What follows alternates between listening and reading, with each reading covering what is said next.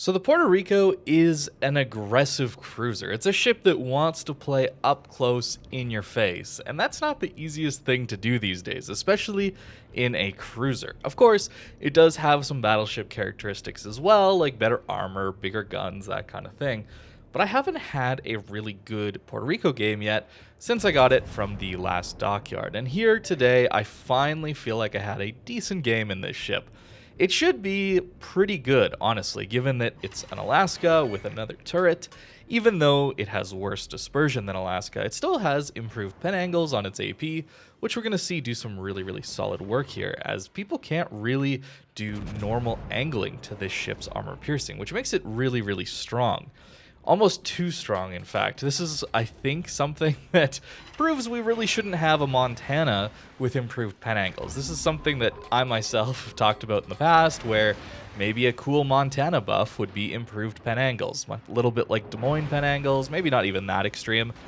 But we can see how good Puerto Rico is with relatively small caliber guns, given that it has this improved pen angle. It's really strong. So I don't know if Monty should necessarily get that buff. But enough about that. Puerto Rico trying to push in and actually succeeding. It feels really good to have a ship with decent armor. The maneuverability kind of sucks on this ship. I've noticed that this rudder shift is really painful. But at least the armor here as we're pushing in, it's working reasonably well. Although we are playing against some tier 8 battleships here, so we're not actually pushing into tier 10 ones. It would probably take us out relatively quickly. And this sort of play, I think, is how the Puerto Rico is going to get some good value, right? It's a tanky radar cruiser that doesn't have a ton of DPM, but it has some alpha damage potential. And as we're pushing here, notice that the whole 9-10 line is completely absent from the enemy. And that's what's allowing me to push like this, remaining somewhat angled to everyone who's potentially shooting at me. I'm maneuvering a little bit, but if I was exposing my broadside to someone on the 9-10 line, this push really wouldn't work. And that's the thing you have to recognize in the Puerto Rico that's kind of difficult. I skipped over the first little bit of this game as I took my time trying to figure out if I could push or not here. It doesn't matter the ship class, battleships, cruisers, destroyers. Learning when to push and when to play passive, play a little bit patient, is tough. And Puerto Rico is no exception, even though this ship is relatively tanky. And yeah, look at that. Poor NC. We get a Citadel at that range and that angle. Pretty insane how good these guns can be if they actually do hit. We're already up to nearly 100k damage. A relatively successful push. We've mostly removed the enemy team from this C flank, and that's really important on a lot of these maps, to remove the enemy team from a side so that then you can, as a team, all focus on the B cap. And I think I've done a reasonably good job of that here. I really enjoy these radar cruisers because I feel like I actually have some utility to bring to the team on top of the firepower, whether it's a DPM focused cruiser or a cruiser that has more alpha damage like a Puerto Rico or a Stalingrad or an Alaska, these kinds of things. Having that radar is just so nice. That allows me to play some closer range positions, get up close to the enemy team using islands. Notice I'm definitely making heavy use of this island in front of me to limit the number of people shooting at me. And this gives me a big giant radar circle where I can actually spot the enemy destroyer and hopefully get them taken out, or at least do some serious damage to them with my team. And that's really what I enjoy about these radar cruisers, and I really feel like I'm lacking when I don't actually have a radar.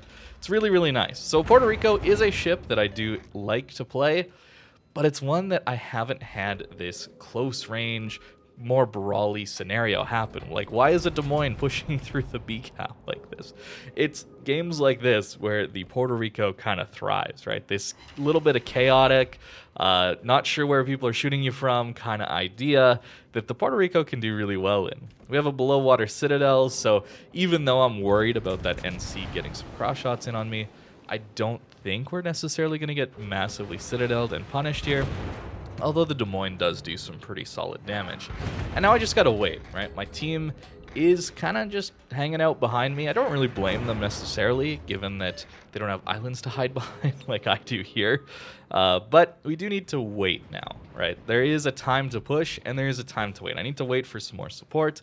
When I finally do get that, with my Worcester friend here pushing around this island on this Jutland, I'm waiting for the North Carolina, because we actually didn't end up dealing with the North Carolina. And this is something that happens in some matches, especially when there's a relatively good player on the enemy team, like this NC is doing. He's not actually shooting. It's a broadside Worcester who we know is spotted. He's not actually shooting at all yet because his flank is so crucial to his team's success. This game really could go either way at this point. Their Jutland is probably going to go down here, and we're so close to encircling the enemy team. We're so close to getting those devastating cross shots in on their team at B. So it's very, very nearly a losing situation for the enemy team. And as you can see here, we push out, and we're going to get some of these good broadside shots. But that North Carolina is going to be really, really crucial to what the enemy team is able to do here in the late game.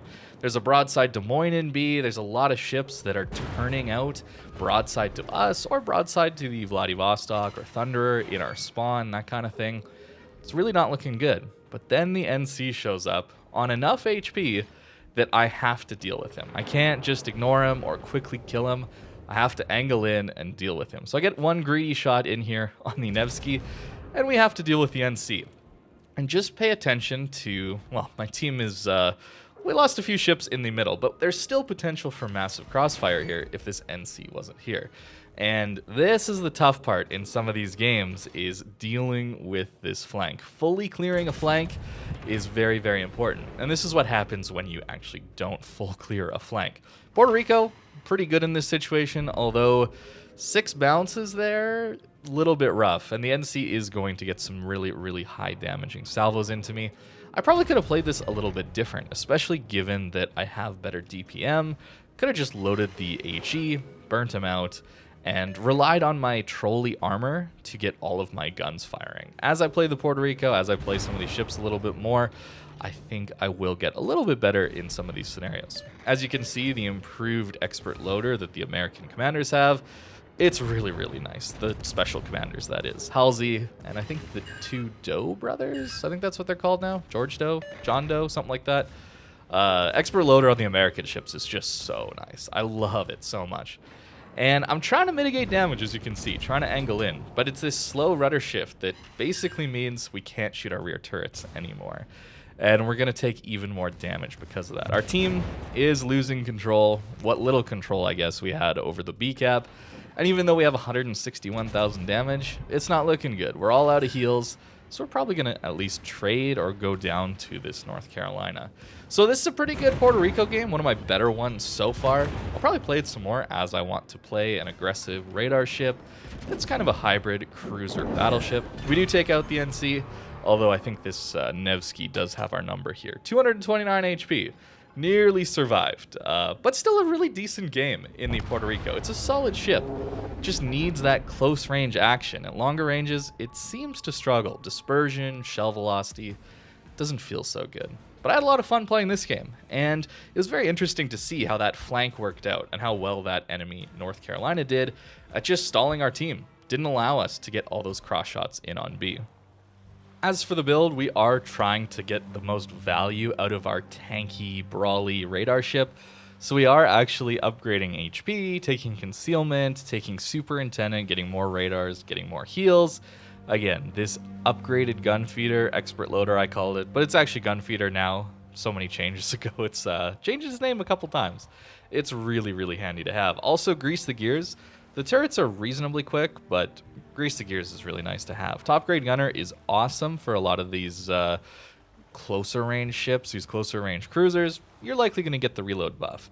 Notice I'm not taking outnumbered, even though they suggest it. The dispersion would be super duper handy, but I do think that if you're actually activating this skill, you're probably close to dead and made a mistake somewhere else. So I tend not to take it in favor of some of those other upgrades.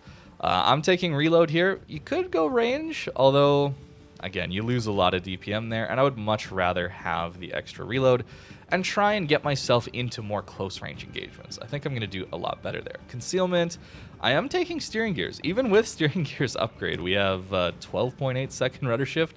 Not great. Not great at all. It's a bit of a boat to pilot this thing. It's not amazing. Even with aiming systems, not the best dispersion.